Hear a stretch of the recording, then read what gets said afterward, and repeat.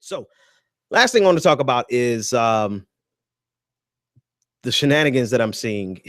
So many shenanigans. It's just this is one of the stupidest. I'm sorry. This is one of the stupidest elections that I've ever seen.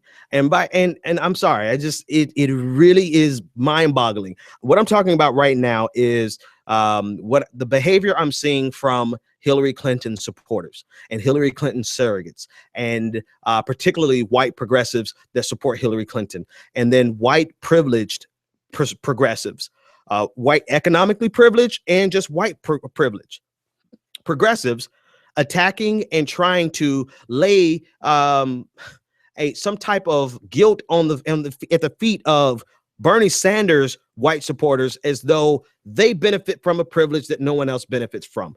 And as crazy as it sounds, as confusing as it may sound, what I just said to you, that's how ridiculous as it is, because it makes absolutely no sense. Absolutely no sense. No sense at all.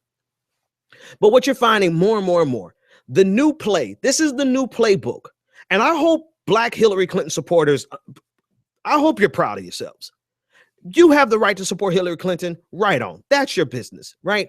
But Black Hillary Clinton supporters, they have loaned Hillary Clinton the language of intersectionality and the language of race. They've brought some credibility to Hillary Clinton. They've given her a lot of juice. They've given her everything they've had, so that Hillary Clinton can actually be called a sister. There's an article out there that said Hillary Clinton is a sister.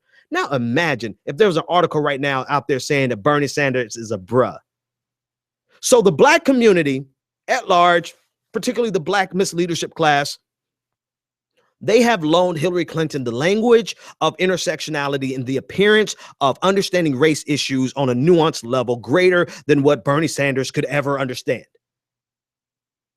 At the same time, they have given a pass to white Hillary Clinton supporters and white Hillary Clinton surrogates to run around the damn internet and run around television acting as though they are some type of Malcolm X. Because I have seen one too many white people who support Hillary Clinton come and act as though they understand the nuances of white privilege more than Black people. They understand the fight of the Black community more than Black Bernie Sanders supporters. Like, they have the right to call us out. They have the right to speak authoritatively on the issues of Black America, and Black folks who support Bernie Sanders just don't understand. That is the new play. And I'm sitting back just wondering, at what point will the Black Hillary Clinton supporters say, you know what? Enough's enough. I think it's beyond that point. I don't think they have a chance to do that anymore.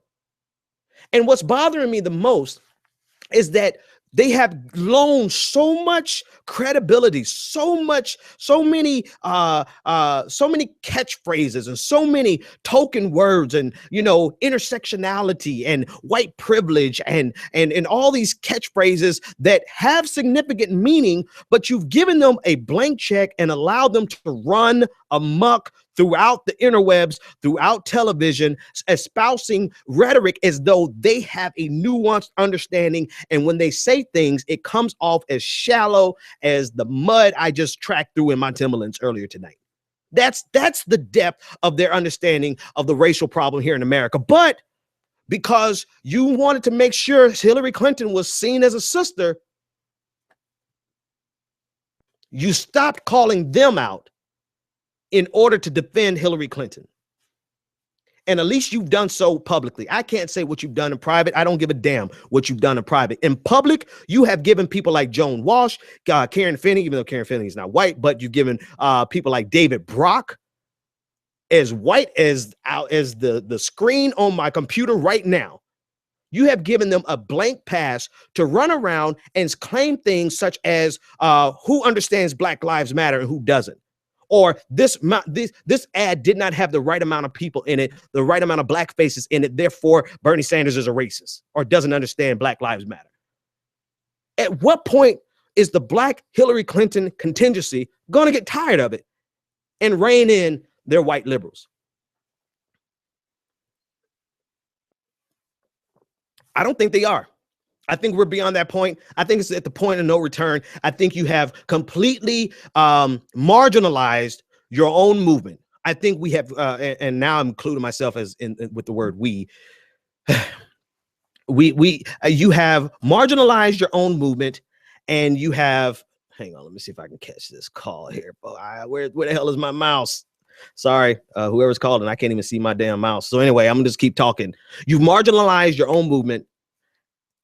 And the substance, the thing that you've been fighting for, the thing that you've been working so hard for, you've just given it over to Hillary Clinton's campaign. And now everybody who understands 3 or 4 key phrases is out there pimping privilege and trying to check it's such a cluster F of stupidity that's happening right now. And I'm just amazed that the black people because let me tell you something. The reason I'm amazed is because as much as I appreciate and I like you guys who are Bernie Sanders supporters, you do understand you can only go so far with me. I think we've made that clear, right? You can only go so far in terms of what I would allow you to say with regard to race. Like there's a point where I will say, hold up. No. Matter of fact, go back. There's a video, a caller who called in, jumping down, calling out President Obama with such bitterness. That was like, hold on, brother. Are you a brother? Or where? No. And he was talking about the black leaders. I'm like, hold on. You're not going to speak about the black community in a certain way. So I hope you guys do understand, like we have this wonderful relationship. But it's like me. I'm not going to come and talk about the plight of women. And I'm not going to talk about women in a condescending tone. And I'm not going to talk about it in a way where women are going to have to say, hold on, Ben, we like you. We like what you have to say. But you got to reel back that bitter rhetoric against women. Here's the point. As I go even further down this rabbit hole. When you give people a blank pass and you excuse anything and everything they do, and you're so concerned about their victory that you're not concerned about the conversation, then you marginalize your own movement. And that is exactly what I believe. And I have seen lately from Hillary Clinton supporters, particularly black Hillary Clinton supporters, they're so vested in beating Bernie Sanders that they have allowed white liberals on their side to marginalize the conversation on privilege, racism, and white supremacy. Meanwhile, on the Bernie Sanders side, we have had so many uncomfortable conversations. I'm tired of having them. Right? We've had so many conversations where we have had to go back and forth and explain why it's not proper for you to say something in this context. And why maybe we should be more open to hearing you, even though you may be saying things that hurt we've had uncomfortable conversations and conversations that have been necessary to move the national dialogue forward on systemic racism. We've been doing the dirty work over here because we've had to. And because we're not afraid to, and we're not underneath this notion that Bernie Sanders has ever been perfect on race. But this idea that Hillary Clinton has been flawless on race has been promulgated so much by the black community that supports Hillary Clinton that now they have marginalized their own movement. They started with Ashley Williams when they decided that Black lives did not matter as much when they challenged Hillary Clinton. That's when it really started, in my opinion. Because you saw a lot of black people turn on the Black Lives Matter movement that was being carried out by Ashley Williams in order to defend Hillary Clinton. Strike one. And now you have all of these surrogates running around the country trying to say, look at the white privilege of that white person who supports Bernie Sanders, knowing full and damn well they benefit from the same exact privilege. And what they're calling out, the thing that tipped the straw that broke the camel's back was this conversation online today and on some media outlets that Hillary Clinton being in Harlem was so significant as compared to Bernie Sanders, who was in another part of the country in a predominantly white state.